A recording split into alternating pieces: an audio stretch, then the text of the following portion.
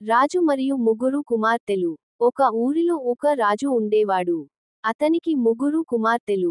ఒకరోజు రాజు తన కుమార్తె లాను పరీక్షించాలనుకున్నాడు. మీరు నన్ను ఎంత ప్రేమిస్తున్నారో చెప్పండి అని అడిగాడు. పెద్ద కుమార్తె చెప్పింది, నాన్నా, నేను నిన్ను బంగారం లాగా ప్రేమిస్తున్నాను. బంగారం ఎంత విలువైనదో, నువ్వు కూడా అంతే. రెండో కుమార్తె అంది, నేను నిన్ను పూల పరిమళం లాగా ప్రేమిస్తున్నాను. నీ మంచితనం ఎప్పటికీ మిగిలిపోవాలి. చిన్న కుమార్తె చిరునవ్వుతో, నాన్నా, నేను నిన్ను ఉప్పు లాగా ప్రేమిస్తున్నాను అంది. రాజు ఆశ్చర్యపోయాడు. ఉప్పా? బంగారం, పూలతో పోలిస్తే ఉప్పు ఏమిటి? అని కోపంతో ఆమెను రాజ్యం నుంచి పంపించాడు. కొన్ని సంవత్సరాలు గడిచాయి. రాజు వృద్ధుడయ్యాడు. ఒకరోజు భోజనం తింటూ, రుచి లేకుండా ఉంది అని చెప్పాడు. అప్పుడు వంటకారి, ఈరోజు మీ భోజనంలో ఉప్పు వేయలేదు మహారాజా అని చెప్పాడు. రాజుకు చిన్న కుమార్తె మాట గుర్తొచ్చింది.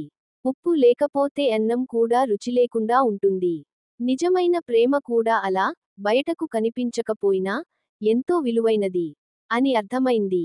అతను వెంటనే తన కుమార్తెను వెతికి, క్షమించు, నీ ప్రేమ నిజమైనది అని అంగీకరించాడు.